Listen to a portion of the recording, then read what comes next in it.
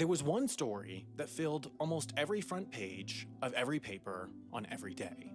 If I asked you what was the biggest story from 2019 or 2018 or 17 or almost any other year was, there'd be some debate.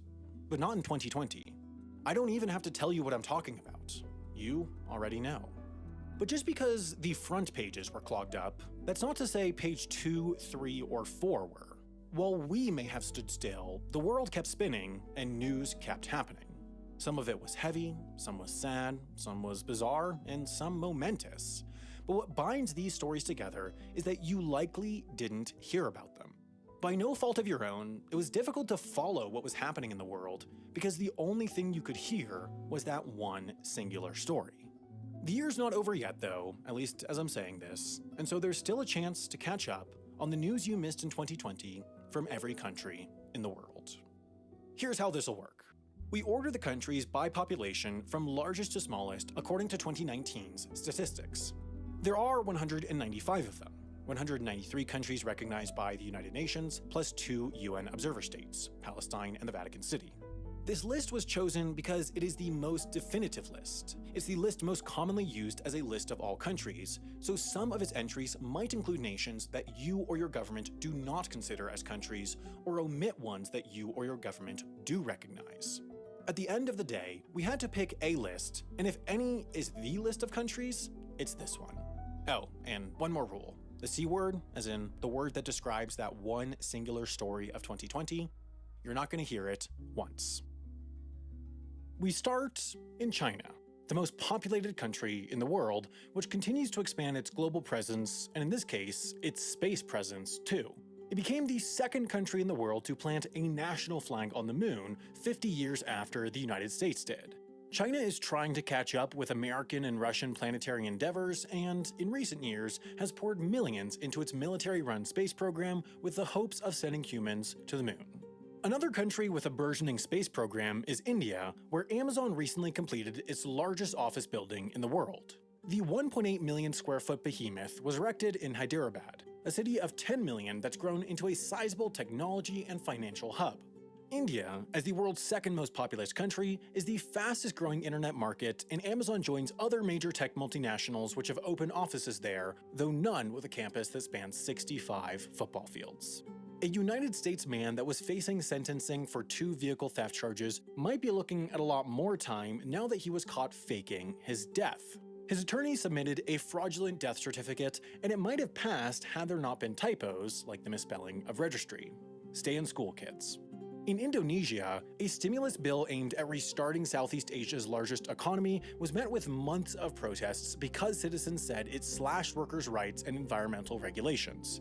But President Joko Widodo signed the bill into law anyway, saying it will bring over 1 million jobs to the struggling economy, which until this year had been on an upward trajectory. Opponents, though, argue it weakens rules that already don't do enough to protect the country's natural resources and workers.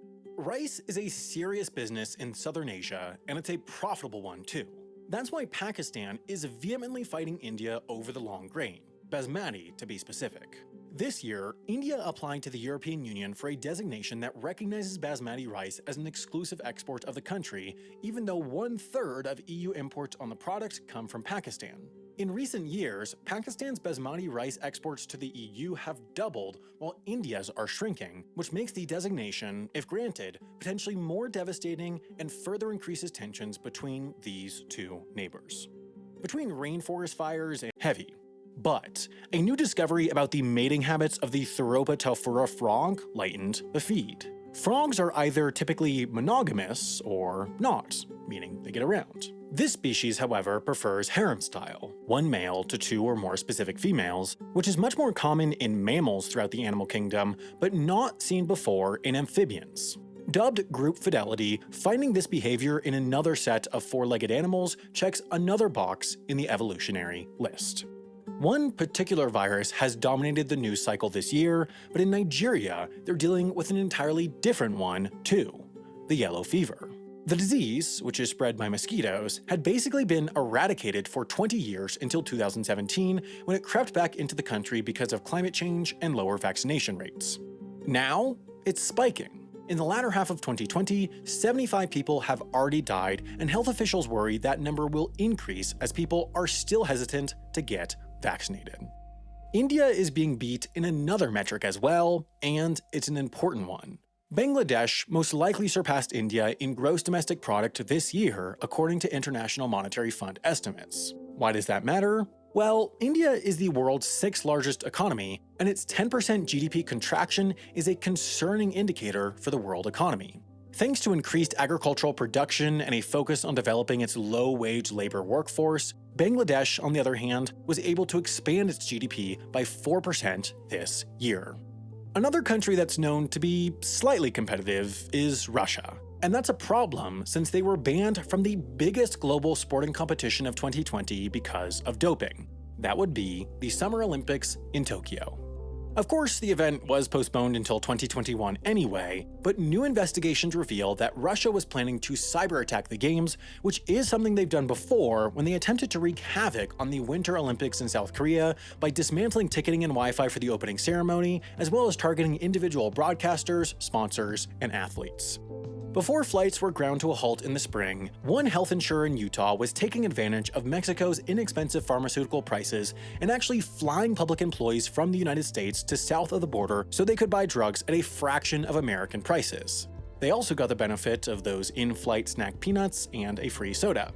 It's already saved the company $250,000, and now other states are eyeing the move and may mimic it once flight schedules resume to normal levels, meaning Mexico is bound to see an even greater boost to its already burgeoning pharmaceutical tourism industry. Fugaku is not just fun to say, it's also the name of the world's speediest computer, which was built this year in Japan. The room-sized computer took first place in a speed ranking competition between supercomputers, carrying out 2.8 times more calculations than the second-place IBM machine built in the United States.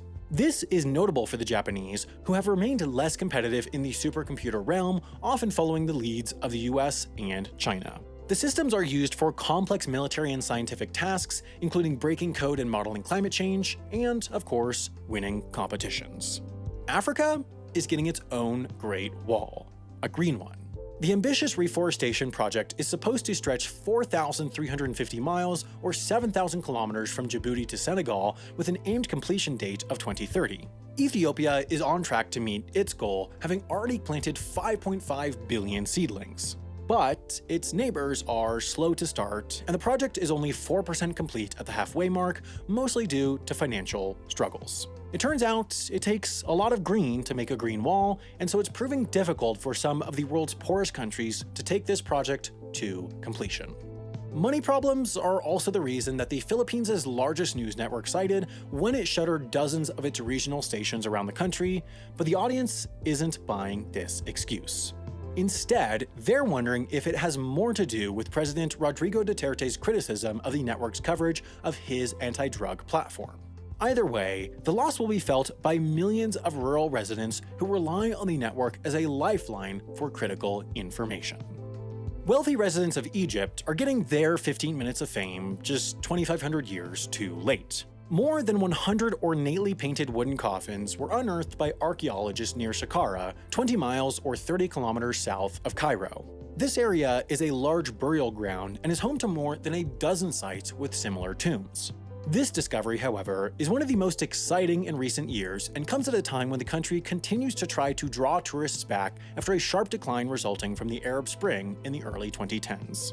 Tourism isn't a problem in Vietnam, where 18 million people visit per year, and that should mean liquor sales aren't either.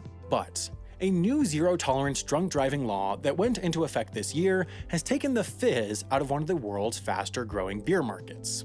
Since implementation, beer sales have dropped 25% in the country, and violators face a fine of up to $345, which is double what the average Vietnamese makes in a month. Even those who think riding a bike is a safe alternative will be shocked with a $25 fine for drunk pedaling. In other 2020 epidemic news, the World Health Organization declared that an Ebola outbreak in the Democratic Republic of the Congo was officially over after 2 years and 2,280 deaths. It was the country's 10th outbreak of the disease, but its second most deadly, stemming from people's mistrust of the government and feuding between officials. That doesn't mean the country is in the clear though, as it's now dealing with the world's largest measles epidemic and, of course, the global pandemic. Germans are taking a stand, and well, technically a sit, in Dannenröder Forest south of Frankfurt, where they've been camped out to oppose the government's construction of a highway that will route through the wildlands and cut down 67 acres or 27 hectares of 250-year-old trees. These activists are calling the government hypocritical for cutting down cherished trees when it should focus on public transportation infrastructure, and both sides expect standoff